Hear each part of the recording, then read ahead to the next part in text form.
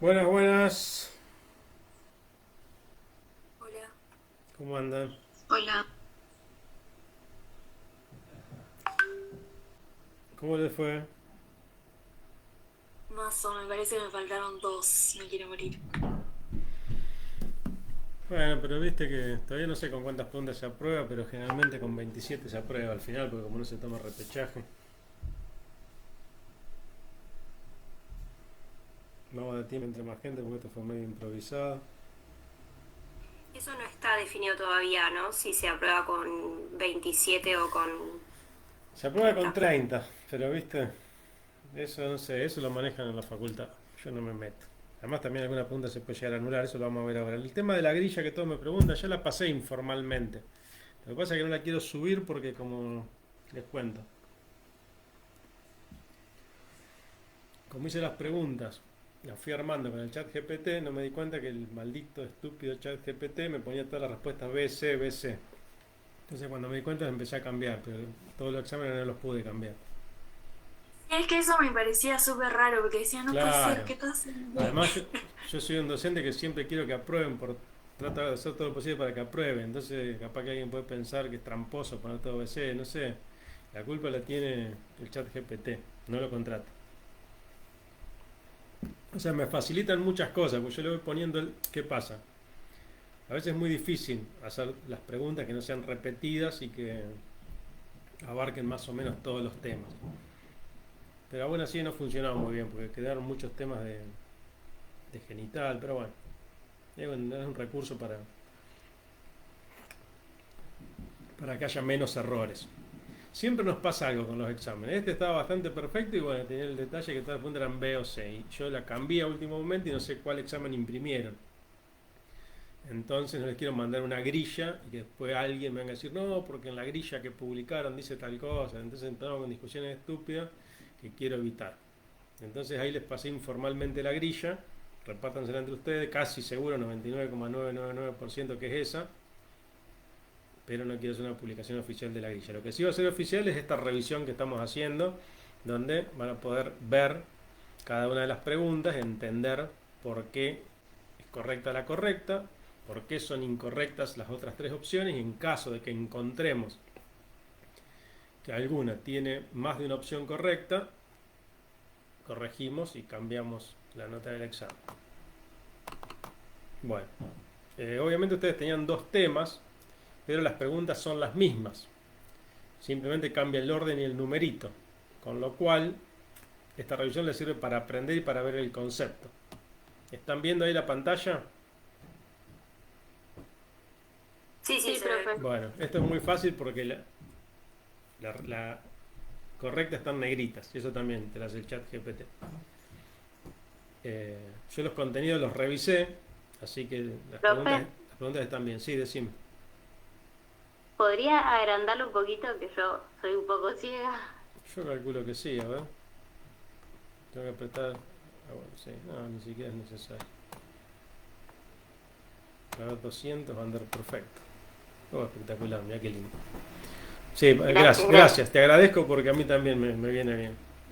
Bueno, entonces, gente, epitelio de transición, ustedes saben que es ese epitelio que permite la distensión de los órganos, principalmente de la vejiga, y cuya principal característica es la impermeabilidad. También se llama urotelio, o sea que es propio de la vía urinaria excretora. ¿Y por qué de la vía excretora? Porque es desde que la orina ya está formada, es decir, desde los cálices renales hasta la uretra. Todos los uréteres, toda la vejiga. ¿Alguna duda con esta? Esta es muy fácil. No, no, profe. No hay ninguna duda. Y esta todos la tienen correcta, ¿verdad? Bueno. Sí. Quizás la única que puede ser un distractor es el endometrio, el que estudió todo rápido y mezcló todo, que no el epitelio, sino el endometrio en sí tiene dos estratos, un estrato basal y uno funcional, y capaz que alguien puede mezclar la palabra transición con eso, tiene que ser alguien que no sepa absolutamente nada. Bueno, después esta sí ya es un poco más difícil, pero todos los que estuvieron en los Zoom que hicimos, o que vieron los videos de los Zoom que hicimos, etcétera, la tienen que haber aprobado porque insistí como loco con esto. Los tipos de colágeno según los distintos tipos de tejido. Entonces el colágeno tipo 2 era del cartílago y el verdadero cartílago es el cartílago hialino. Entonces el tendón tiene colágeno tipo 1, la membrana basal colágeno tipo 4 y la dermis reticular tiene colágeno tipo 1 y en todo caso muchas fibras elásticas. No sé que apareció un bloop por ahí, pero si alguien me está escribiendo lo vamos a evitar. Vamos a correr. Profe, Sí, decime. un compañero preguntó, porque se vino tarde, qué tema era. Es el examen. Eso me lo... o sea, Creo que es el tema C. que no... Ah, Claro, eso. pará. Ah, no, me confundo porque una persona me acaba de preguntar antes de que empiece el Zoom qué clase vamos a ver después de tejido óseo. Entonces, interpreté por ese tema. Sí, ya te digo. Acá lo tengo, ya mismo te voy a decir. Dame un segundo que... Tengo que ver, porque seguramente A y B eran anato y este sería el C. Casi seguro. Pero dame un segundo que ya te confirmo. Acá tengo que ver en mi WhatsApp. Me mandaron las Sí, chicas. disculpa, esa era la pregunta. ¿Qué tema del examen era? No sé si había dos temas en el examen, si era C y D o era solo C y Este es era tema para C. Este que estamos viendo Ok. es tema C.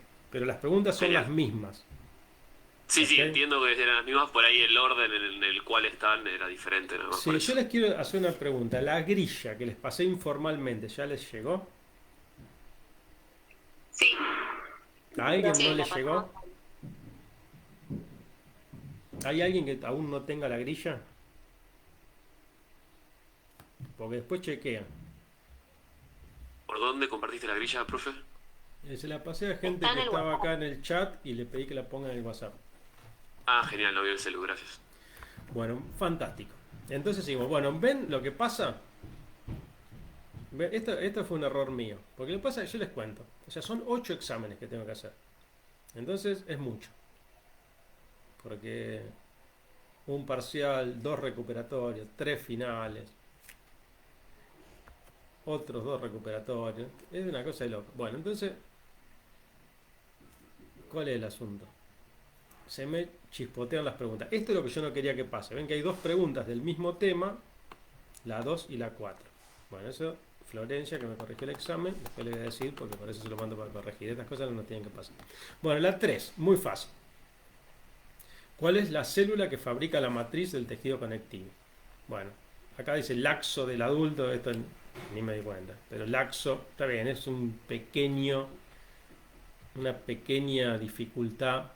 Sí, sí, lo voy a dejarlo a propósito de esto, ahora me acuerdo. Porque podríamos sacarle la palabra laxo y sería mucho más fácil la pregunta, pero ¿por qué? Está bien, porque es conceptual, porque mucha gente cree que el fibroblasto hace solo la fibra y que hay otra célula que hace el tejido laxo que es menos fibra y más matriz amorfa. No, son también fibroblastos, lo que pasa es que en vez de fabricar mucho colágeno y poco glucosaminoglicanos, fabrican más glucosaminoglicanos y quizás menos colágeno que el fibroblasto del tejido conectivo denso. Bien, después, esta si bien tiene eso del laxo que le puede generar alguna dificultad, las otras opciones son claramente incorrectas. ¿Alguien tuvo alguna duda con esta? A ver, vamos a repasar. ¿Quién me dice para qué sirve el mastocito? Es el macrófago cuando está fuera del tejido conectivo. No. O sea, no, esos son los monocitos, perdón.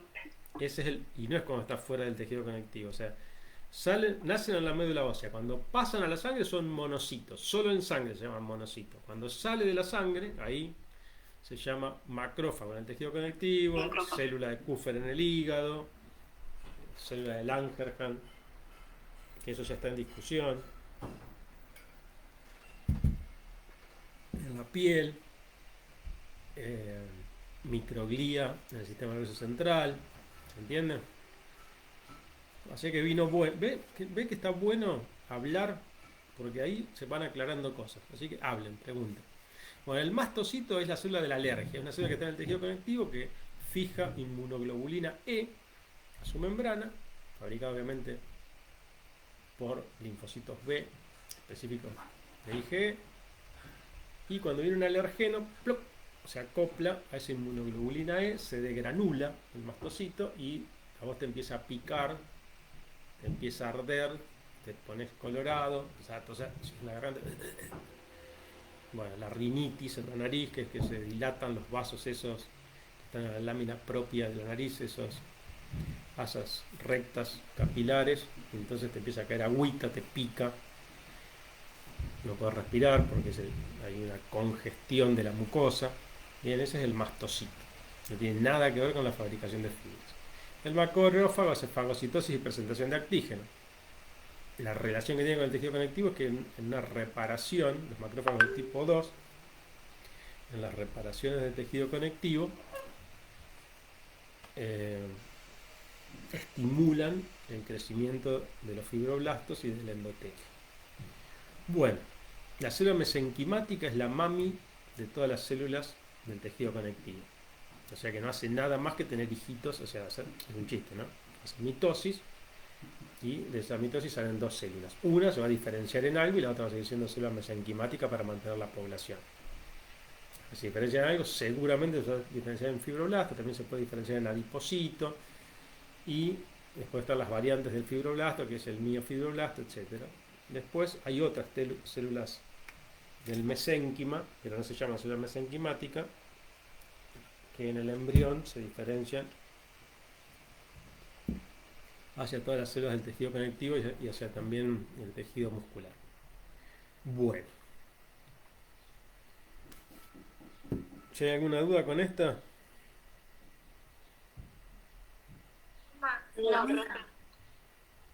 No, déjenme un segundo, por favor.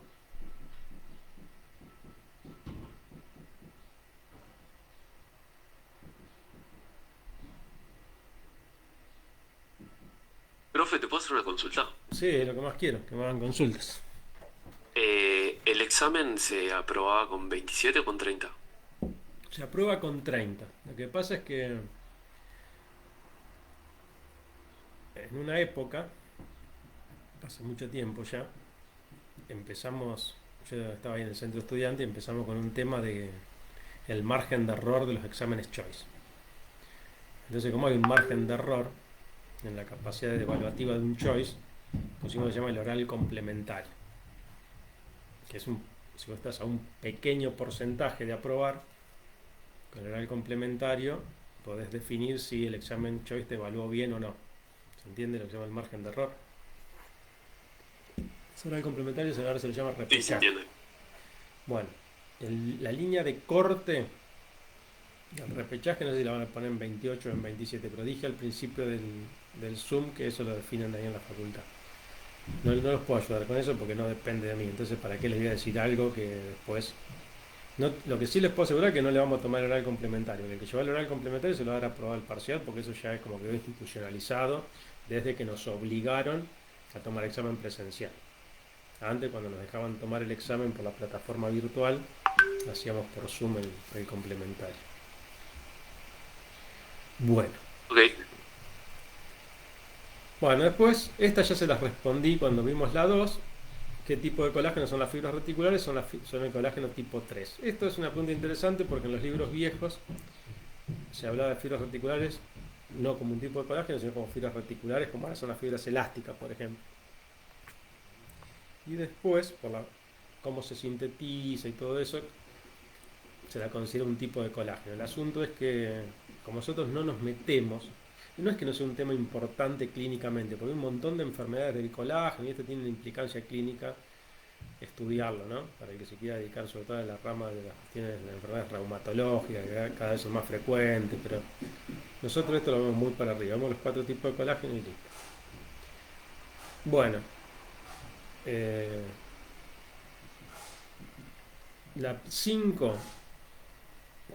¿Cuál es la célula que forma la vaina de mielina en el sistema nervioso periférico? SNP, quiere decir sistema nervioso periférico, para el que no lo sabe.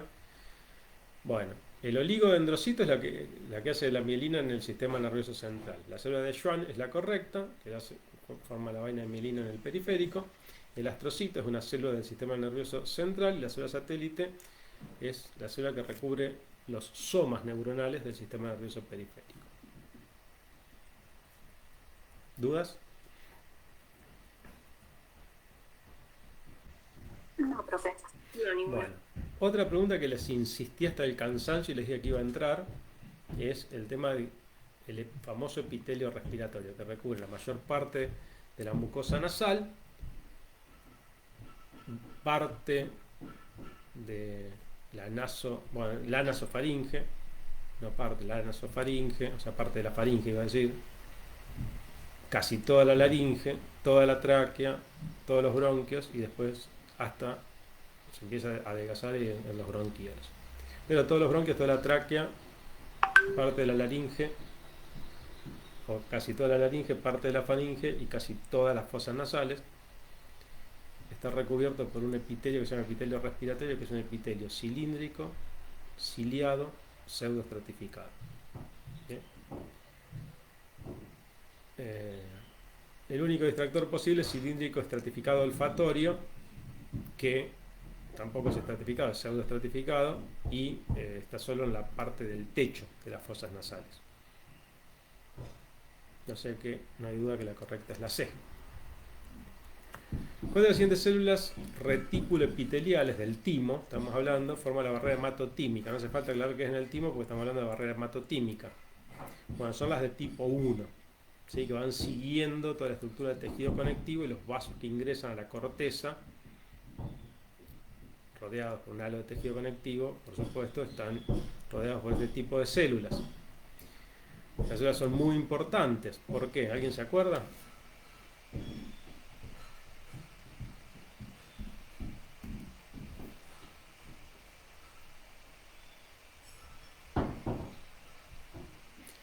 Bueno, el timo es un órgano importante en general que hace a la funcionalidad del sistema inmunológico. Los linfocitos T nacen en la médula ósea, van ahí como linfoblastos hacia el timo, se acumulan todos en el timo y transitan desde la corteza hacia la médula. En el timo ocurren dos cosas, que empieza a lo que se llama técnicamente adquiere capacitación, que quiere decir que empiezan a desarrollarse las proteínas que son propias de los linfocitos T y muy especialmente las proteínas transmembrana que sirven como receptores. ¿Se acuerdan? Los tipos de comunicación substacrina que se juntan transitoriamente dos células por sus proteínas de membrana. Bueno, entonces, una vez que me están escribiendo por el chat como loco, ahora voy a leer. Una vez que el linfocito T tiene todas sus celulitas, todas sus proteínas correctas en su lugar, tiene sus formitas, yo siempre digo en broma, tiene sus manitos, sus piecitos, sus ojitos y su naricita en su lugar, las células reticuloepiteliales de tipo 3 le permiten pasar a la médula, y si no, las células reticuloepiteliales de tipo 3 hacen que un macrófago se las coma, si no están bien formaditas. Las de tipo 2 tienen una función endocrina, liberan timulina y otras cosas que hacen justamente crecer los linfoblastos en linfocitos T. Y las de tipo 1 lo que hacen es generar la barrera hematotímica, es decir, evitan que entren antígenos externos. ¿Por qué? Porque en la médula, mediado esto por las células de tipo 4, se empiezan a presentar a todos los linfocitos antígenos propios. Y el que reacciona con un antígeno propio es eliminado. ¿Bien?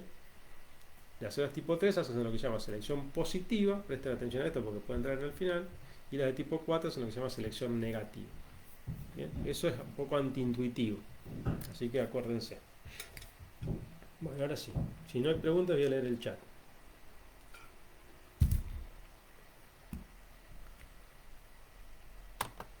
A ver qué dicen. Perdone, vení tarde. ¿Cuál es el tema? El C. Ah, pero eso ya lo habíamos evacuado. Yo no estoy en el grupo de WhatsApp, podría subir del otro lado, pasarme las grillas. Bueno. Ahí está. No, esto no. Espera. Bueno, ahora no puedo porque tenía que salir de acá a copiar. Ahora en el próximo Zoom, cuando volvamos a entrar, las pego acá en el chat.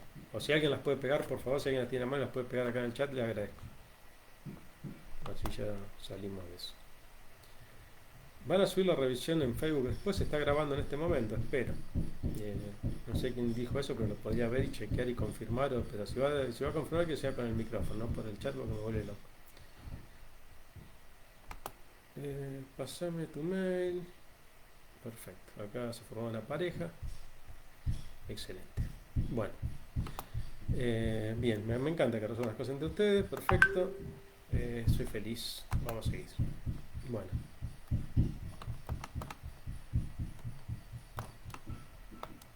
Bueno, el cartílago elástico. ¿Qué característica puede tener el cartílago elástico? Bueno, esta pregunta es prácticamente de regalo. Porque esta pregunta está mal. Esta se me pasó. Ya le dije 200 veces al chat GPT que no tiene que poner únicamente, solamente, exclusivamente, porque esas siempre son incorrectas. Pero bueno, es burro. A ver. El cartílago elástico. ¿Por qué se lo reconoce histológicamente? Ya no hace falta la palabra únicamente, porque no es que se lo va a reconocer por tener cartílago tipo 2, porque todos los cartílagos, perdón, por tener colágeno tipo 2, porque todos los cartílagos tienen colágeno tipo 2. Por ausencia de pericondrio. El que tiene ausencia de pericondrio, ¿cuál es? ¿Cuál es el cartílago que se caracteriza por ausencia de pericondrio? El fibroso, pues. El fibroso y las superficies articulares del cartílago, y el cartílago hialino de las superficies articulares. Bien. Por tener fibras elásticas visibles con orseína. Bueno, primero hay que teñirlo con orseína, por supuesto, ¿no? Pero si lo teñís con orseína, siempre se recontraven las fibras elásticas. Porque con H y E, solamente el cartílago, ¿cómo se tiñe el cartílago hialino? Con H y E. ¿Cómo es la matriz cartilaginosa tintorialmente hablando? ¿Alguien se acuerda? ¿Puede ser basófila? Es muy basófila porque tiene muchos grupos fosfato y sulfato. Pero acuérdense, mnemotécnicamente recuerden de los grupos fosfato, porque pueden hacer una asociación. O sea, ¿qué es lo que siempre es basófilo en todas las células y es lo más basófilo que hay siempre en todas las células?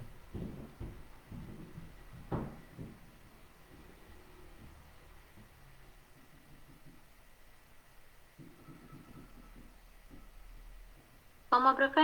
¿Qué es lo que es más basófilo siempre en todas las células? ¿El citoplasma? No. El núcleo. El núcleo, el ADN. El núcleo. El núcleo tiene ADN, que es el ácido desoxirribonucleico. Entonces, el ADN es un ácido, y los ácidos tienen carga negativa, y los fosfatos tienen carga negativa, y los sulfatos tienen carga negativa. Entonces, ustedes pueden hacer una asociación entre la presencia de sulfatos y fosfatos con el tema de la tinción del núcleo. Bien, y parte del ADN es la adenosina, es una de las bases. ¿Se acuerdan?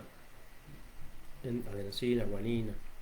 Entonces el adenosin trifosfato también tiene fosfato. Esa puede ser otra asociación. O sea, no es que el ADN tenga adenosin trifosfato, pero para el ATP. Es para hacer una asociación, para que ustedes se acuerden que la matriz cartilaginosa, por tener fosfato, principalmente, es bien basófila. Bien, esa es la matriz cartilaginosa, pero esa es la matriz del cartílago hialino. ¿Por qué? Porque en el cartílago elástico, las fibras elásticas, que son muy eosinófilas, enmascaran a la matriz basófila, que es la matriz propia del cartílago, del hialino, por decirlo de alguna forma. Y en el fibroso ocurre algo parecido. Si bien el colágeno tipo 1 del cartílago fibroso no es tan eosinófilo como las fibras elásticas, existe también esa situación de enmascaramiento de la matriz cartilaginosa con una tinción mixta con predominio eosinófilo. O sea que el único que es bien basófilo es el cartílago hialino, y el cartílago elástico. En el cartílago elástico, ya con HI son muy visibles las fibras elásticas, y con orseína muchísimo más. Bueno,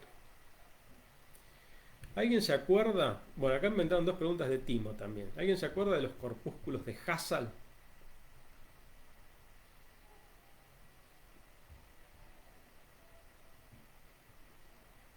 Esta quizás es una pregunta un poquito más difícil, una pregunta que, a ver, como ustedes no hacen microscopía, y esta es la verdad que es una pregunta, les pido disculpas, esta pregunta es media chota. A ver, si leyeron y vieron los videos, si se acuerdan, la pueden aprobar. Pero, ¿por qué era importante el tema de los corpúsculos de Hassan? Porque eso te facilitaba muchísimo el diagnóstico de timo. Porque el timo,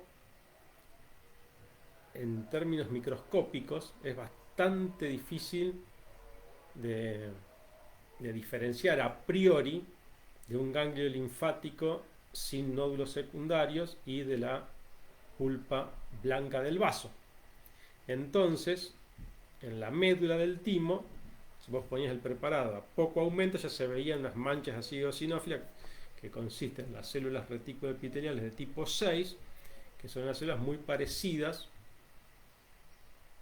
a epigenéticamente, es decir, por las características que desarrollan, muy parecidas a los queratinocitos de la piel, pero en vez de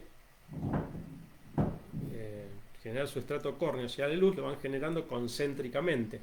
Entonces vos tenés una pelota de queratina rodeada por unas células que son planas y después se van haciendo cada vez más gorditas. Y eso se llama corpúsculo de Hassan y es típico de la médula del timo. ¿Se acordaban de eso? Bueno, ¿qué pasa? Como nosotros no hacemos microscopía, capaz que eso no tiene tanta importancia para cómo encaramos nosotros la materia. Así que una pregunta que voy a tratar de no ponerla en el futuro. Pero no está mal ni nada, y o sea, es correcta, no es para sacarla ni nada. Bien. El componente más abundante de la sustancia fundamental del tejido conectivo es... Bueno, esta pregunta préstale atención porque se repite muchísimo en distintas formas. Por ejemplo, otra forma de denunciar esta pregunta es: el componente inorgánico más abundante de la sustancia fundamental del tejido conectivo es... O el componente inorgánico más abundante de cualquier tejido siempre es el agua. ¿Se entiende? Menos en el hueso, que es la hidroxiapatita. O dihidroxiapatita, mejor dicho. Bueno, entonces el ácido hialurónico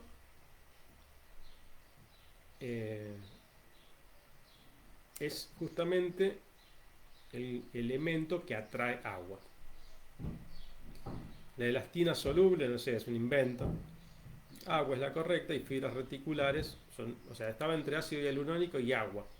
Bien. Pero la idea de la sustancia fundamental es que es un tejido muy rico en agua porque es lo que permite el paso de los nutrientes. Ese es el concepto. ¿Está bien? ¿Había dudas con esta? Ahora No, profe. y les voy a hacer una pregunta. Si yo les pregunto cuál es el componente orgánico más abundante de la sustancia fundamental, ¿qué me responden? Con esas mismas opciones.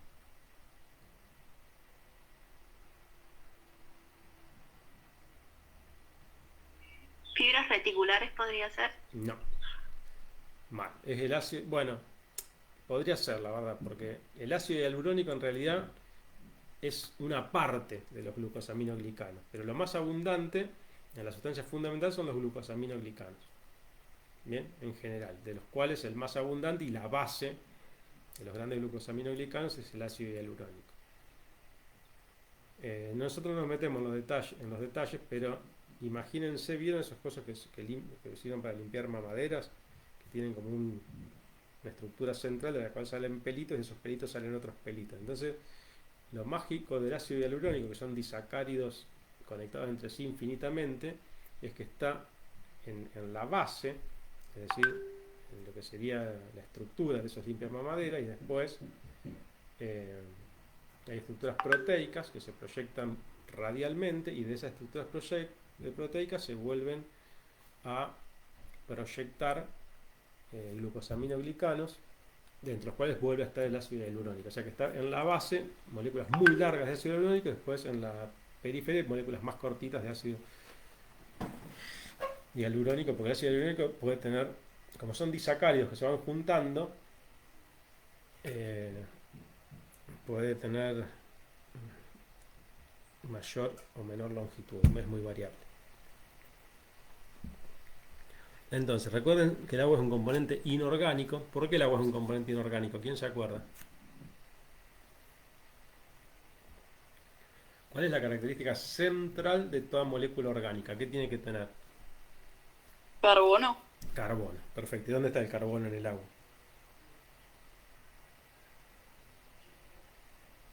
No, no tiene.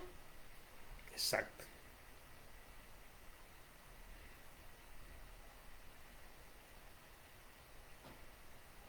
Denme un segundo.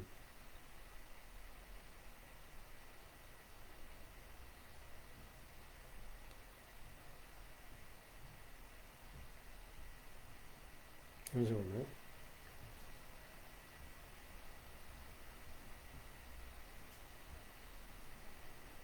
Bueno, seguimos. No, un amigo tiene que venir a cargar el celular porque se cortó la luz en la casa y voy acá cerca. Dije que puede venir, pero que no me puedo molestar porque estoy dando clase. Va, estamos haciendo otra cosa. Bueno, el epitelio que conforma el endotelio vascular es... Bueno, ¿qué es el endotelio vascular? Es el epitelio plano simple que recubre por dentro todos los vasos sanguíneos. Solo en algunas zonas, como en las venas o en el polo venoso de los capilares de los ganglios linfáticos, es cúbico simple. El resto de la estructura es plano simple. Después se continúa por dentro del corazón también como un epitelio plano simple. ¿Y cómo se llama? Esa partecita, ese epitelio plano simple continuo, la parte que está dentro del corazón, ¿cómo se llama?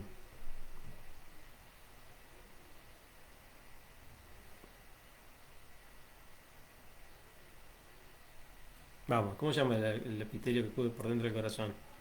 El corazón tiene 3 capas. La de adentro, ¿cómo se llama? Epicardio. Esa es la de afuera. Epi quiere decir por arriba. El Endocardio. Eso, endocardio. Endometrio es lo mismo, pero en el útero. ¿Bien? Endocardio. Bien. Muy bien. El endocardio es un epitelio plano simple, y después está la membrana basal, después hay una estructura de tejido conectivo laxo y suele tener adipocitos, que es muy importante porque, sobre todo en el ventrículo, por ahí difunden las fibras de Purkinje que van a transmitir el impulso eléctrico. ¿Bien? Otra pregunta que pueden estar, anoten eso.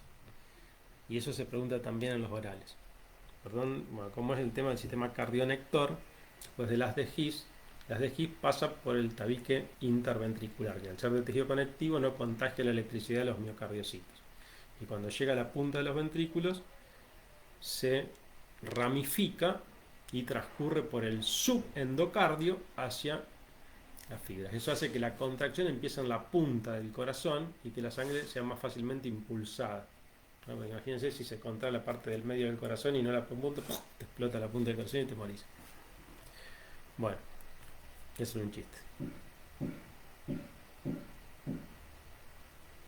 No, no te puedo creer. No, este examen está mal. No. Bueno, así es. Entraron 3 preguntas que tienen que ser en 3 exámenes distintos.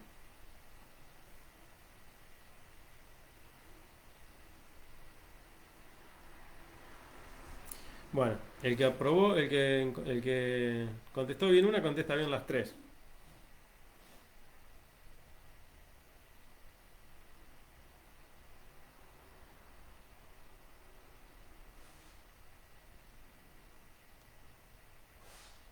Bueno, ¿hace falta decir algo sobre esta? No, profe. Espérame un segundo porque tengo que resolver esto en este instante.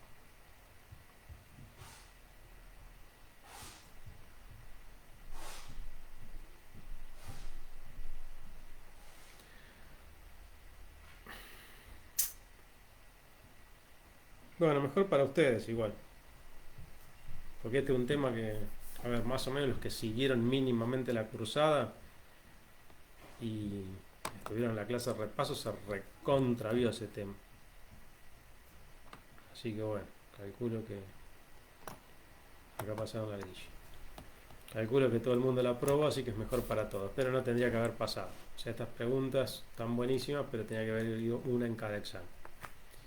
Están buenísimas, que se llama una pregunta sencilla y es fácil de hacer una pregunta porque como hay, básicamente nosotros tenemos 4 tipos de colágeno. Yo no sé qué pasó, porque esta tenía que ir en el lugar A, pero bueno, no importa. Bueno, el principal tipo de colágeno que presentan los tendones es el colágeno tipo 1 porque el tendón es un tejido conectivo denso regular. Entonces, el tejido conectivo denso, colágeno tipo 1. La célula encargada de la secreción de la matriz ósea orgánica es...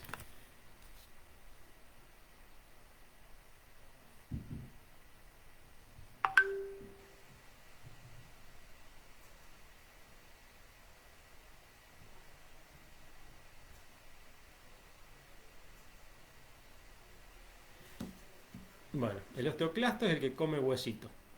¿Sí? ¿Se acuerdan? Esa célula multinucleada. Recién hablamos de los macrófagos y monocitos. Bueno, el monocito cuando sale al tejido óseo, lo agarra, salen 4, 5, 6 monocitos, los agarra los osteoblastos, le tira ahí unas cosas parácrinamente y se enloquecen, se fusionan entre sí y forman el osteoclasto. Después, el osteoclasto, cuando hay mucho calcio en sangre que sube la calcitonina, se queda quietito y no resorbe hueso. Y cuando baja el calcio en sangre, se activa la paratormona llega al osteoblasto y el osteoblasto ahí le tira un gualicho al osteoclasto y el osteoclasto come hueso y aumenta la calcemia. Es muy importante en la regulación de la calcemia y en la reestructuración de los huesos. Pero no es el que secreta la matriz orgánica. Los que secretan la matriz orgánica son mucho el osteoblasto, que es el que forma la matriz ósea. Acá ponemos la orgánica para que sea un poquito más difícil, porque forma la orgánica y la inorgánica y además articula que eso se arme como tiene que ser. Pero, ¿cuál es el distractor acá? El fibroblasto. Alguien puede creer, si no leyó, si no estudió, puede creer que el fibroblasto arma la estructura de colágeno y que después viene el osteoblasto y le pone la mineralización, y no, todo lo arma el osteoblasto. Bien, que es primo hermano del fibroblasto, así que no hay problema entre ellos. Bueno, el condrocito no tiene nada que ver. Acá quizás se podría haber puesto osteocito y también es correcto, pero ¿qué pasa? Que en términos absolutos también sintetiza matriz orgánica ósea, el osteocito. Lo que pasa es que en mínimas cantidades comparada con el osteoblasto, así que sería correcto igual, pero yo le saqué osteocito y le puse condrocito para que sea más fácil. Bueno, la función principal de los eosinófilos, ¿cuál es? Tiene dos funciones los eosinófilos, ¿se acuerdan? Esta sí es una pregunta más difícil, es funcional de tejido sanguíneo y de inmunidad, del sistema inmunológico. Entonces, para repasar rápidamente, la célula de respuesta a un ataque bacteriano es el neutrófilo. La célula de respuesta a un ataque con parásitos helmintos, que son los gusanitos, es el eosinófilo. Hay un video muy bueno, esto siempre lo digo en las clases, hay un video muy bueno en YouTube que lo pueden ver, que en un ensayo ponen un gusanito, ponen un montón de eosinófilos, que los eosinófilos los revienten y los parten en dos al gusanito. Bueno, la otra función que tienen los eosinófilos es remover complejos antígeno-anticuerpo. O sea, se fagocitan ¿qué es un complejo antígeno-anticuerpo? Cuando un antígeno dando vuelta, vamos a suponer que una bacteria que es reventada porque un neutrófilo le tiró sus proteasas y la bacteria muere y saltan pedazos de bacteria para todos lados, son antígenos. Entonces, hay circulando también sangre, inmunoglobulina G sobre todo, los que le pegan a ese antígeno de la bacteria se van pegando y eso alguien lo tiene que sacar. Una de las células que se ocupa, que es muy activa en sacarlos, es el eosinófilo, y por eso en las infecciones crónicas aumenta el nivel de eosinófilos en la gente. Bien, estoy en el último minuto, así que me tengo que apurar. Destrucción de eritrocitos, por supuesto que no. Producción de interferón, tampoco. Bien. Bueno, metimos 14 preguntas. Ahora seguimos. Cierro el Zoom y lo vuelvo a abrir. Primero voy a leer acá que pusieron. Uy, no sé.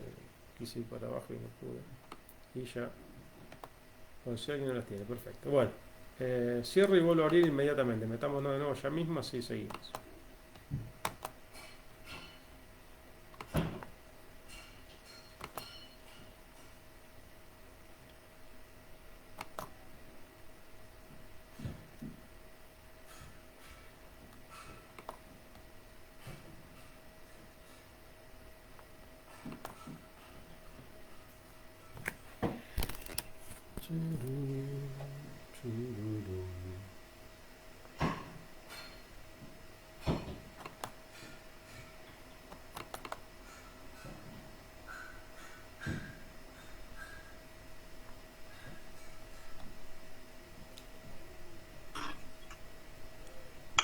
Acá me faltó la I.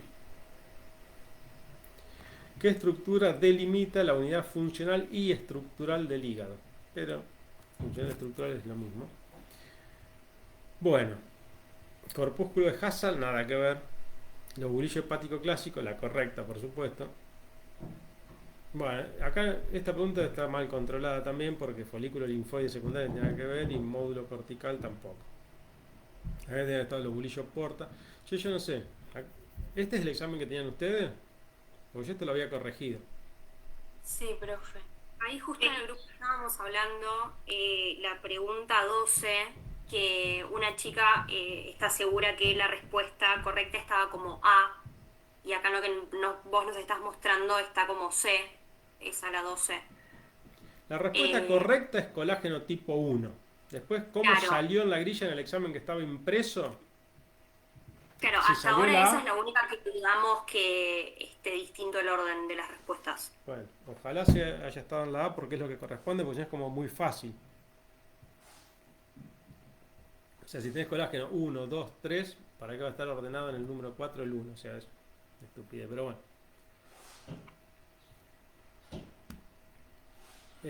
No se preocupen por ese tipo de temas, porque no va a pasar que a nadie desaprueben por ese tipo de cosas. O sea, si ustedes pusieron colágeno tipo 1, van a tener correcta la respuesta 12. Puede tardar más o menos, pero acá no se va a cagar a nadie que haya respondido bien.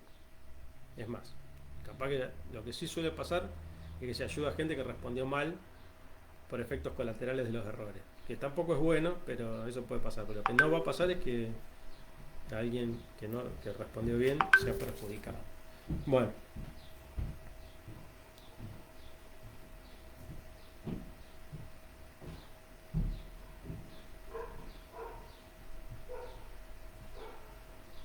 Bueno, muy bien. El tema del hígado es el siguiente. Bueno, esta es muy fácil porque las otras cosas ni siquiera son del hígado. Pero digamos que hay una organización natural del hígado, que es el lobulillo clásico, que está determinado por el tejido conectivo, además tiene muchas implicancias funcionales. Después está el lobulillo porta y el acino hepático, que son cosas que tienen que ver con la funcionalidad y no con la estructura natural del hígado. Más bien con los histólogos, digamos. Bien. Bueno, 16. El epitelio del epidídimo se caracteriza por, bueno, cilios móviles, por supuesto que no. Estereocilios, los estereocilios siempre son largos. Y núcleos basales, bueno, un dato agregado que te ayuda para si alguien le presta atención al epidídimo. Células caliciformes no tiene. Y células en halo que rodean el lumen, menos que menos. Eso puede ser en la próstata, puede ser en varios adenómeros de glándulas secretoras, etc. Bien. Esta es una pregunta difícil porque nadie le da bola, le pide. Bueno, esta es facilísima. La barrera hematotesticular. Bueno, facilísima más o menos porque hay gente que se confunde entre las células de Leydig con las de Sertoli, pero nunca me lo confundiría escrito. Yo me lo confundo cuando hablo. Cuando hablo a veces digo una en lugar de la otra, pero siempre pienso correctamente. No sé si les pasan esas cosas. O sea, la de Leydig es la célula productora de testosterona que está ahí en el intersticios, esa célula redondita, gordita, con el citoplasma con zonas pálidas porque acumula lípido, parecido a una célula de la granulosa o granoluteínica. Esa es la célula de Leydig. Y la célula de Sertoli es esa célula tan particular que está dentro del túbulo seminífero, que llega desde la base hasta la luz y que se fagocita, que va acompañando todo el proceso de crecimiento de los espermatozoides y que finalmente fagocita los cuerpos residuales del citoplasma que dejan los espermatozoides. Entre las espermatogonias, que solo hacen mitosis, y los espermatocitos, sobre todo los espermatocitos primarios que ya entran en meiosis, hay una barrera que forman las mismas células de Sertoli uniendo prolongaciones citoplasmáticas de ellas con prolongación citoplasmática de otras células de Sertoli y que hacen que los espermatocitos primarios no entren en contacto con el sistema inmunológico. ¿Por qué? Porque ya al hacer meiosis hicieron el crossing over y mezclaron genes, o sea, generan nuevos genes. ¿Estará bien dicho? ¿Generan nuevos genes? Calculo que sí. O, vamos a decirlo de otra forma, por el crossing over surgen nuevos genes que las células que no estaban, digamos, ni en el ADN paterno ni en el ADN materno, sino está en el ADN propio, sino que surgen por el entrecruzamiento del ADN propio. Y eso puede dar lugar a una reacción autoinmune. Entonces, la célula de Sertoli genera la barrera hematotesticular. ¿Alguna duda con esto? Esta es una buena pregunta. Esta es una pregunta bien correcta. El que sabe la va a hacer hacia el toque y el que no sabe, pues hay muchos distractores. Bueno. Esta es una linda pregunta también. Quizá un poquito más difícil. ¿Cómo se nutre el cartílago hialino? Ustedes saben que el cartílago es avascular, con lo cual está descartada por difusión. Si va a difundir, ¿desde dónde va a difundir? Si lo que está alrededor del cartílago es el pericondrio, o sea, no hay duda que esa es la correcta. Anastomosis sinusoide es avascular. Y difusión, bueno, acá el distractor D no va. Una estupidez, pero bueno. La médula, bueno, además,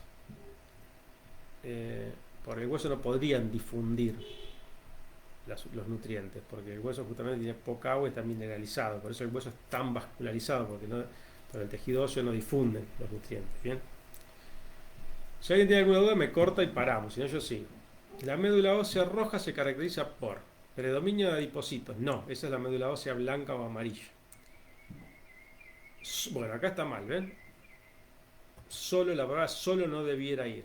Era seca, podría decir abundantes, o pocos, o simplemente a secas megacariocitos maduros.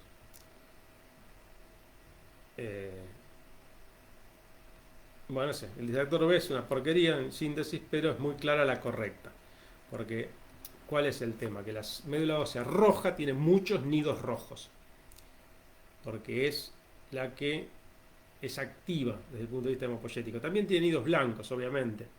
Pero ¿qué pasa? Que vos cuando ves un hueso, hay médula ósea que ya ha sido reemplazada por tejido adiposo, entonces se ve blanca o amarilla. Y hay zonas que sigue siendo activa, tanto en nidos rojos como en nidos blancos. Y eso quiere decir que está generando hematopoiesis, es decir, que está generando células sanguíneas. Bien, y eso es la característica de la médula ósea roja. Me enredé un poco porque estaba pensando para mí que una pregunta mucho más difícil hubiese sido poner un distractor que sea presencia de nidos rojos, presencia de nidos blancos o alta actividad hematopoyética o actividad hematopoyética, que la correcta es la actividad hematopoyética, ¿sí? Porque en la médula ósea roja están tanto los nidos rojos como los nidos blancos. Obviamente siempre predominan los nidos rojos. ¿Alguien me puede decir por qué?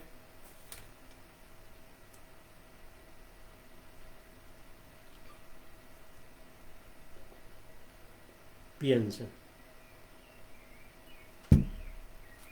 ¿Por qué siempre son más abundantes los nidos rojos que los nidos blancos en la médula ósea?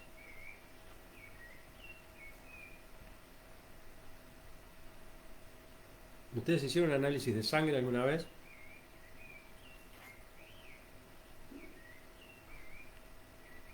Sí. Bueno, gracias por responder, porque ya... ¿Y cuántos glóbulos rojos tenían en ese mililitro de sangre en el cual se cuentan las células? O te lo hago distinto, vamos al hematocrito nomás. ¿Qué porcentaje de la sangre está formado por glóbulos rojos?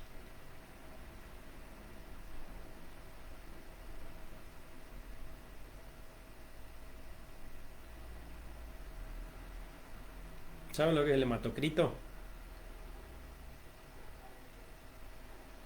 Sí, volumen globular por volumen sanguíneo total. O O sea, dividido. O, dicho de otra forma, el porcentaje de la sangre que está ocupado por hematocitos. Es lo mismo. El porcentaje de sangre que está ocupado por hematocitos es el hematocrito. Se centrifuga y ahí se ve el porcentaje de la muestra, bien, de volumen.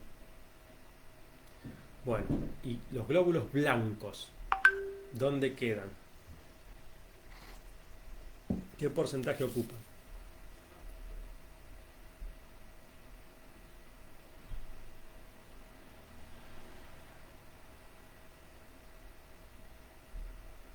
Les Tiro opciones.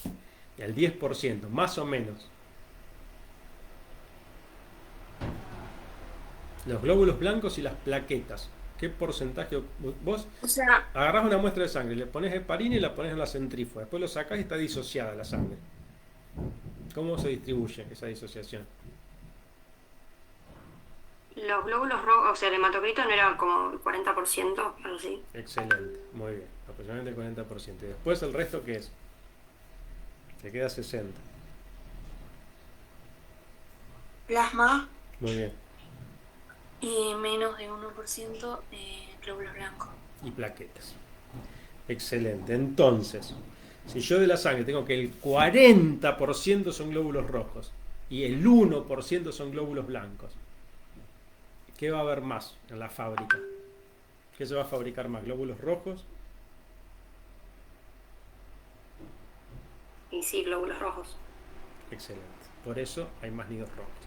El tema es que los glóbulos blancos viven menos y que además dependen... A ver, ¿qué es más estable en sangre? ¿La cantidad de glóbulos rojos o la cantidad de glóbulos blancos? ¿Qué debiera ser más estable?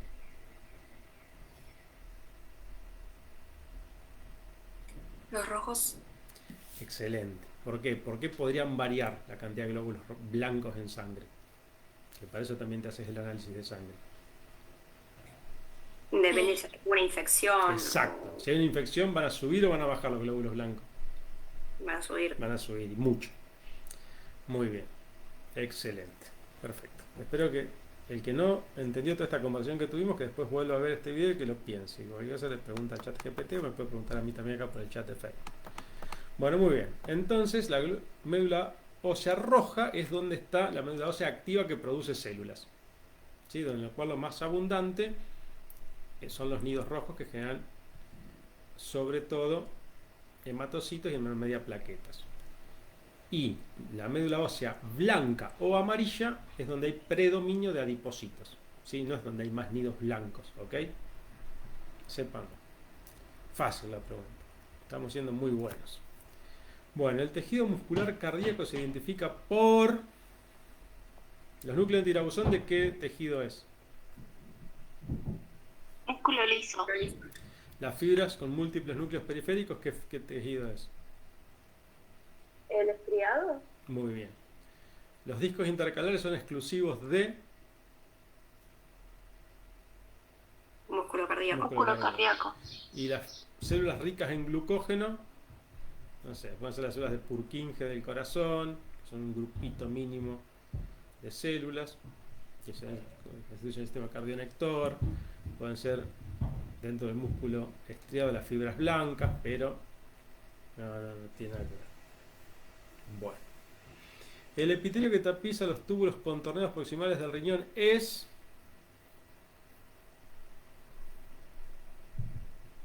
Bueno, según el Ross tiene forma rara. Bien, pero la segunda mayoría de los libros es cúbico simple, pero lo que no se pueden...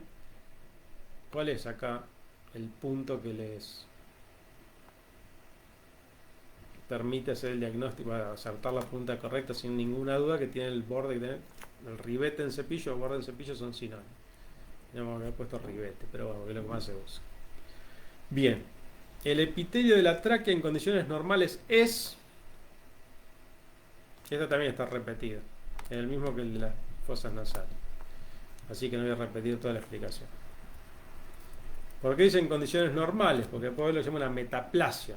Gente tabaquista crónico, que sea, hay mucha bibliografía de las épocas de las minas de carbón, de los trabajadores de las minas de carbón. Bueno, que se puede producir una metaplasia y ponerse estratificado el epitelio. Sí, pues se tiene que defender de tanta agresión. Bien. Miren, esta se habló hoy, la microglía. ¿Qué tipo de célula es? Yo siempre me confundo microglía con la glía en general.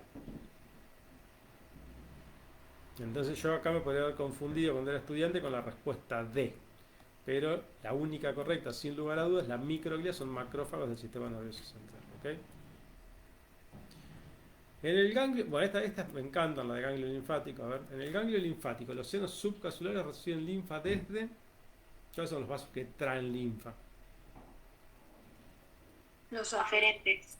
Los aferentes, sin duda. Bien, la vaina de mielina está formada principalmente por... ¿Por qué está formada la vaina de mielina? ¿Qué tipo de moléculas orgánicas forman la mielina? fosfolípidos. Sí, lípidos en general. Fosfolípidos, esfingolípidos, pero básicamente si está la opción fosfolípidos sería la ideal, la verdad. A ver, vamos a mirar. Excelente, sí está. Bueno, la capa epidérmica donde aparecen por primera vez los gránulos de querato y alina es... O sea, vos vas mirando el queratinocito. En un momento se empieza a llenar de gránulos. Por eso se llama estrato granuloso. Bien. Ahí es donde aparecen... Primero aparecen los gránulos de querato y alina, y después aparecen cuerpos laminares. Esta pregunta puede ser un poco tramposa, ¿no? Porque alguien puede decir, no, en la parte de arriba el estrato espinoso, pero donde se ven los gránulos, se llama estrato granuloso porque también se ven los gránulos, así que una pregunta fácil y no tiene trampa. La célula más abundante de la epidermis, bueno, esta es recontra fácil, hay 4 tipos de células en la epidermis y el 90% son queratinocitos. Bueno, el corpúsculo de Malpighi está formado por, o sea, los corpúsculos renales, que también se llaman de Malpighi. ¿Cómo están formados? ¿Se acuerdan que vimos en el Zoom? Una cosa es el glomérulo, que es el ovillo capilar generado por la ramificación de la arteriola aferente, que luego confluye para formar la arteriola eferente. Eso se llama glomérulo.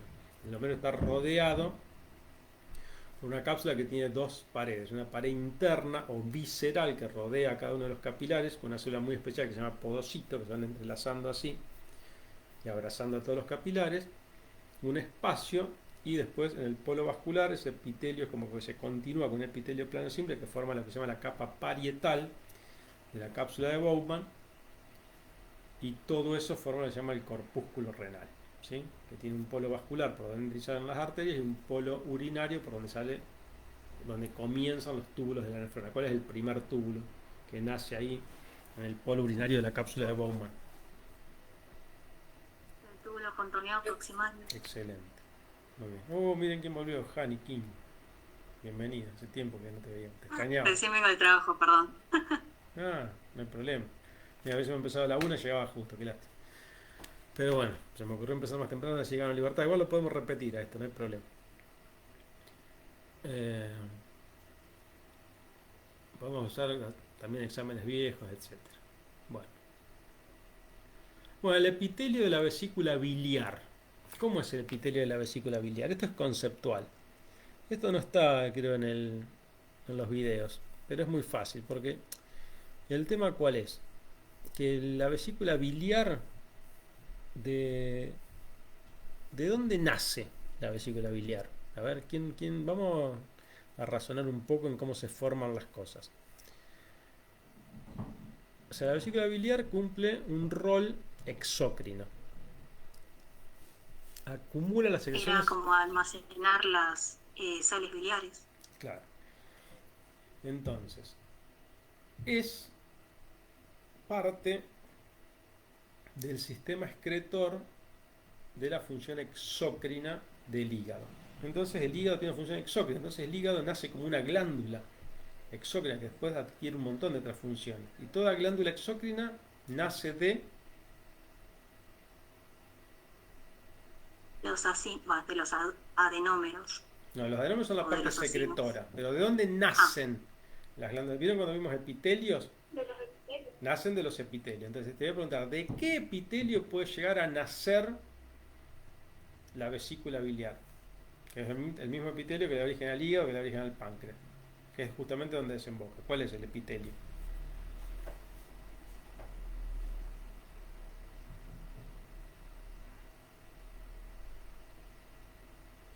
O sea, ¿dónde desemboca la vesícula biliar y el páncreas? El duodeno. En el duodeno. Muy bien. Entonces, ¿cómo era el epitelio del duodeno? ¿Quién se acuerda?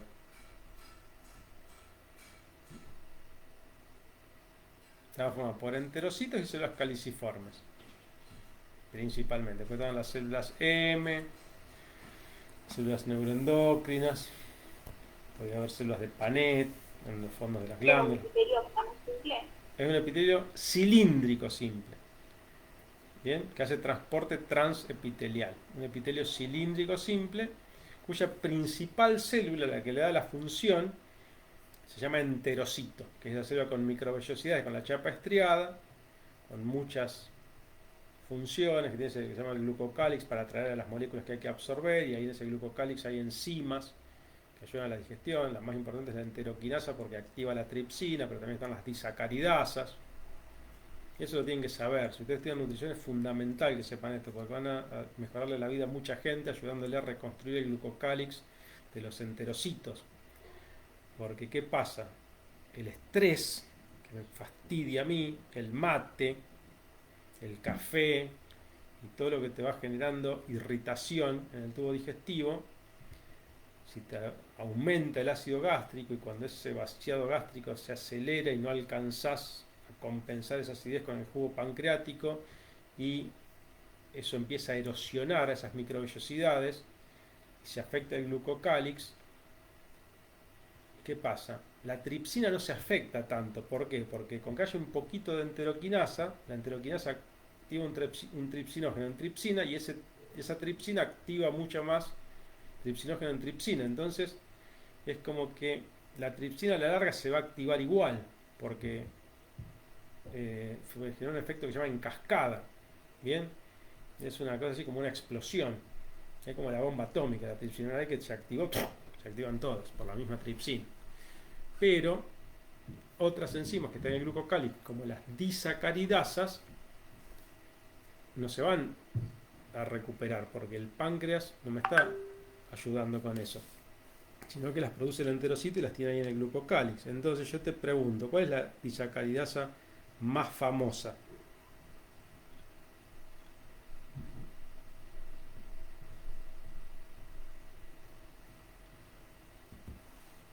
Primero, ¿qué es una disacaridasa? Vamos a empezar por... ¿O qué es un disacárido?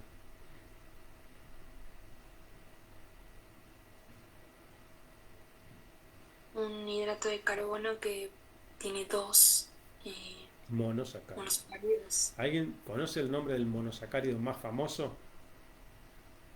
La sacarosa. No, ese es un disacárido. La glucosa. La glucosa, muy bien. Entonces, la sacarosa tiene fructosa y glucosa. Y hay otro disacárido que es muy consumido.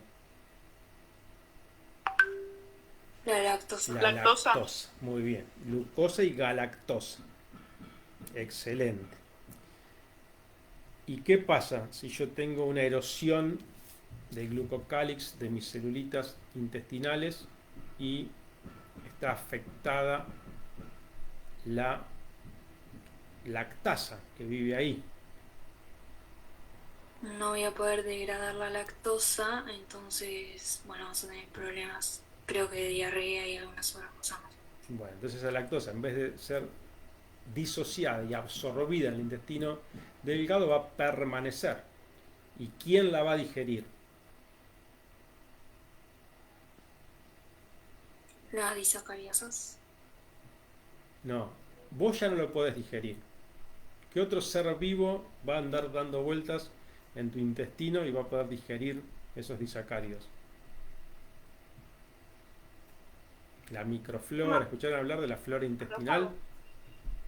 Sí. Bien, entonces podés tener un sobrecrecimiento bacteriano, que en caso de ser crónico, este sobrecrecimiento bacteriano, no solo por esto, pero con otros elementos, se puede,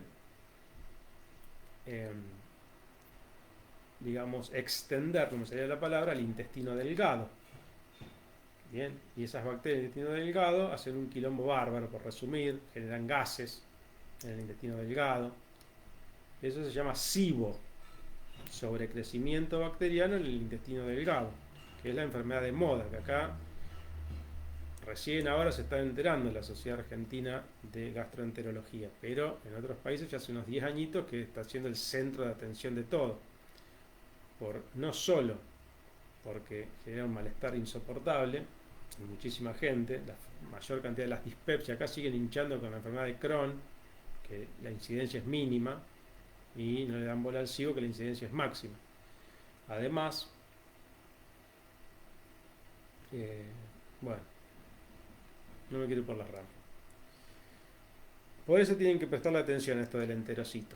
Bien, entonces, si en el intestino delgado, específicamente en el duodeno, hay muchos enterocitos, y de ahí surge la vesícula biliar, puede ser que las células que forman la vesícula biliar sean parecidas al enterocito. No necesariamente, porque en realidad también los hepatocitos también surgen de ese crecimiento, ¿no? Pero en el caso de la vesícula biliar, sí está formada por un epitelio cilíndrico simple con unas células que son muy parecidas a los enterocitos y tiene una gran capacidad de absorción. O sea, lo que dice el libro generalmente es que un enterocito modificado, un poco más alto, se llama epitelio en empalizada, porque son todos enterocitos altos, sin células caliciformes, porque la célula caliciforme es una célula que lo que hace es lubricar, y acá no necesito lubricación, porque ya las sales biliares tienen, digamos, son es como un detergente la sal biliar, está hecha de fosfolípidos y como que fluye normalmente, tiene que fluir con facilidad. A veces eso no ocurre, entonces empiezan a formar lo que se llama el barro biliar primero y los cálculos biliares después, pero no nos vamos a ir por las ramas. La cosa es que ¿para qué sirven estas células? Sirven para sacarle agua a las sales biliares, con lo cual logran acumular una gran cantidad de sales biliares en poco espacio. ¿Bien? Son muy absortivas, cilíndrico simple y sin células caliciformes. Bueno, me fui recontra por las ramas, pero así aprovechamos el tiempo y aprendemos cosas. Yo sé que a ustedes no les importa mucho aprender, les importa más aprobar, pero bueno, un poco de esto, un poco de aquello. Ya tienen la grilla, así que... Bueno, la célula presentadora de antígeno predominante en la epidermis es... re fácil, o sea, ni siquiera hace falta la palabra predominante. La médula del ganglio linfático está compuesta por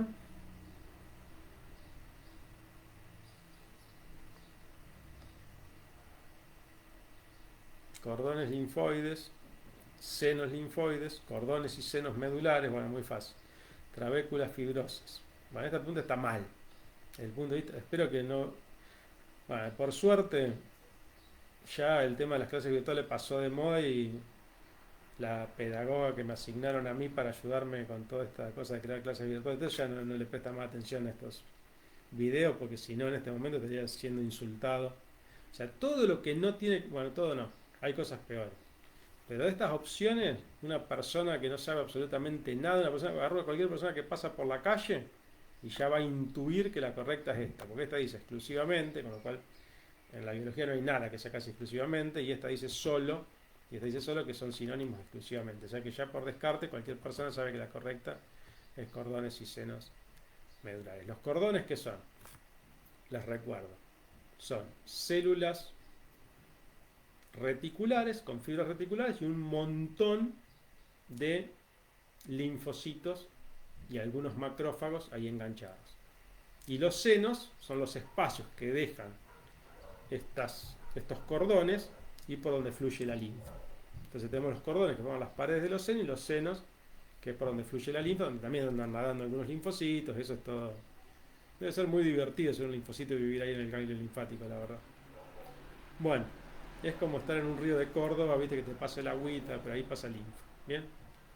Bueno, ¿alguna duda con esto? No. Bueno, esta punta malísima. A ver la siguiente. Bueno, esta está perfecta y es una casi de control de lectura. Hay que conocer las células. Lo único malo es que es la tercera pregunta de epitelio respiratorio en el examen, cosa que tampoco está buena, pero ¿se acuerdan que las células de gránulos pequeños o las células neuroendócrinas del epitelio respiratorio tenían un nombre propio y eran las células de Kulczynski? ¿Bien? Bueno, esta está buena, la 33, que es correlacionar las zonas de la corteza suprarrenal con la hormona que libera. Entonces la zona glomerulosa liberaba aldosterona, la zona fasciculada liberaba glucocorticoides, principalmente cortisol, la zona reticular libera corticoides sexuales, dihidroepiandrosterona principalmente, y la zona medular libera catecolaminas. Bien, acá estamos hablando de la corteza, así que lo último agregado es... Bueno, después puedo entrar en muchos detalles, pero ese es el concepto, así que no nos vamos a ir por las ramas. Bueno, ¿cómo es el epitelio? Acá se podemos agregar en el humano, pero poniendo adulto uno ya intuye que estamos hablando de seres humanos, ¿no? Es epitelio estratificado, plano, no queratinizado. En los roedores, por ejemplo, sí está queratinizado. Por eso es una pregunta que puede llevar a la confusión, pero acá no está la opción queratinizado, tendría que estar, la verdad. Bien, las células de sostén que predominan la adenohipófisis. Bueno, esto el que vio el video lo sabe. Como siempre preguntamos las somatotrofas, las tirotrofas, las prolactotrofas. Bueno, que entre una de las células de sostén de vez en cuando no está mal. El que dicen justo van a preguntar esto, claro, lo que pasa es que ustedes no dieron todos los otros exámenes, yo ya estoy cansado de preguntar por las somatotrofas, las tirotrofas, bueno, esta vez entró la pregunta sobre la que no entra nunca, sobre las folículos estrelladas, y las otras son las cromófobas, pero la cromófoba es una célula endocrina que se cree que está inactiva, la que es de sostén, que está toda unida entre sí, que hace una malla y que supuestamente tiene una función regulatoria por mecanismos parácrinos de todo lo que son las células endócrinas, son las folículos estrelladas, ¿se acuerdan? Los cuerpos de Hering están en la neurohipófisis y no son células, sino que son dilataciones axónicas, y los pituicitos son células de sostén también de la neurohipófisis, para el que quiera probar futuros exámenes. Bueno, el tema de la mácula densa. Bien, ¿con qué se relaciona la mácula densa? A ver, ¿qué hacen las células de la mácula densa? La secreción de renina no, porque hacen las células yuxtaglomerulares, que son células que se diferencian de la capa media de la arteriola aferente, es decir, del músculo liso de la arteriola aferente. Entonces la arteriola aferente presta algunas células de músculo liso que se diferencian, son las que secretan la renina. Transporte de sodio al intersticio, no, eso lo hacen los túbulos renales, ¿sí? El túbulo distal y en mayor medida, en presencia de aldosterona, los túbulos colectores. Bueno, eso activamente. En forma inactiva lo hace también el túbulo, o sea, lo que es el asa descendente de Henle, que ahí pasa por difusión. ¿Se acuerdan que? No, perdón, estoy diciendo al revés. El asa ascendente, es que también puede ser sensible a la aldosterona. El asa descendente es permeable al agua, entonces empieza a concentrarlo con el túbulo. Y lo ascendente es permeable a los electrolitos, ¿sí? Y entonces empieza a desconcentrar el líquido ascendente. Bueno, síntesis de aldosterona, nada que ver. O sea, es sensible a la aldosterona, una parte del riñón, o sea, todo el sistema yuxtaglomerular, todo el aparato yuxtaglomerular de la cual participa la mácula densa, termina, cuando se activa, induciendo la liberación de aldosterona, así que es un buen distractor. Pero bueno, lo que hace es testear la concentración de sodio en el túbulo distal, esa podría haber sido una respuesta correcta, y en función de ese testeo tiene funciones de regulación del filtrado glomerular. Bien.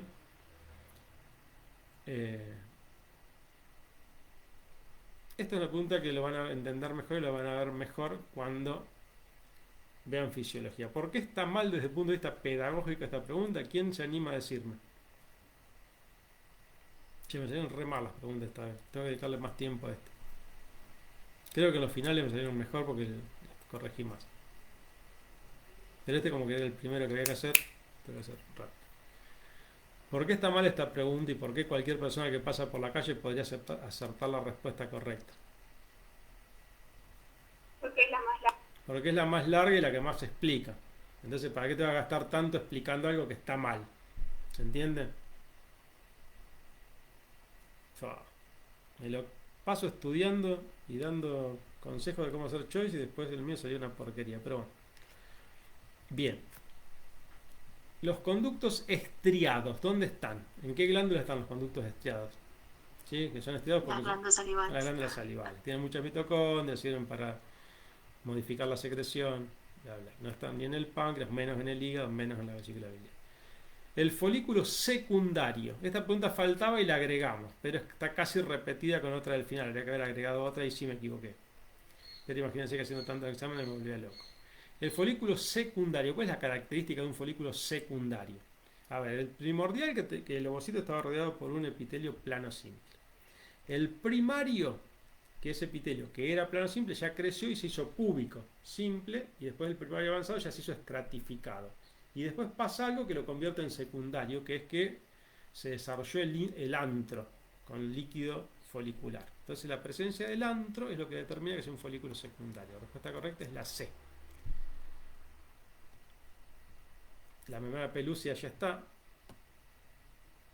La teca justamente se empieza a desarrollar y granoluteínicas es en el cuerpo lúteo, ya no es en el folículo, así que nada que ver con luteínico, tiene que ver con los folículos. Pero la de la teca externa y externa no se tiene, y folículo secundario especializado o algo así. Mirá, dice ausencia de células de la teca. Eso puede ser la característica. Dice, el folículo secundario se caracteriza por ausencia de la teca. ¿Te das cuenta? Vos misma en tu enunciado estás refutando la A. Ok. Pero ¿me seguís? O sea, ¿te das cuenta? O sea, justamente hay una discusión donde se empieza a ver la teca, si es en el primario avanzado o en el secundario. En el secundario seguro se ve la teca, ¿sí? Porque ya el secundario ya tiene función endocrina. Eso es conceptual. No hay duda que la correcta es la C. Y bueno, vamos con la última, calculo por ahora, después volvemos a entrar.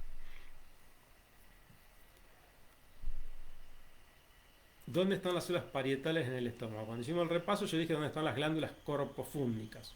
Las glándulas corpofúndicas son las que tienen células parietales y células principales. Y ustedes me respondieron en el fondo y en el cuerpo. O sea que esta pregunta, el que estuvo en la clase de repaso, ya la tenía gratis. Vos, Jani, te reís porque no estuviste en la clase de repaso. ¿Te llegó la información? No. ¿Y la acertaste la pregunta? No, pero La acertaste, muy bien. Muy bien. Bueno, entonces, recuerden, a ver, el cardias es la primera porción del estómago donde desemboca el esófago y donde hay más glándulas cardiales que son más secretoras de moquito y hay muchas células endócrinas. El fondo y el cuerpo es donde se desarrollan las verdaderas glándulas del estómago, que son las glándulas corpofúndicas o glándulas gástricas que tienen todo ese tipo de células. No nos vamos a desarrollar demasiado, pero ahí es donde están las células parietales, que son las secretoras de ácido clorhídrico y factor intrínseco. Y en la zona píloro, sobre todo distal, bueno, el antropíloro es que justamente empieza a disminuir y empieza a aumentar las células secretoras de moco denso, porque necesito mucha lubricación para el vaciamiento gástrico y necesito neutralizar acidez. Yo necesito que no me vaya acidez al duodeno, que no se me lastime el duodeno. Entonces hay todo un arsenal. Todas las glándulas antropilóricas, las glándulas de Brunner del duodeno y sobre todo, y muy importante, el jugo pancreático. Lo más importante, que tiene todo el sistema de conductos del páncreas, secretores de agua y bicarbonato. Bien. Pausa.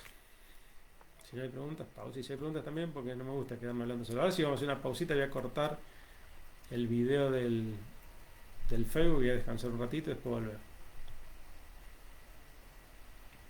10 minutitos.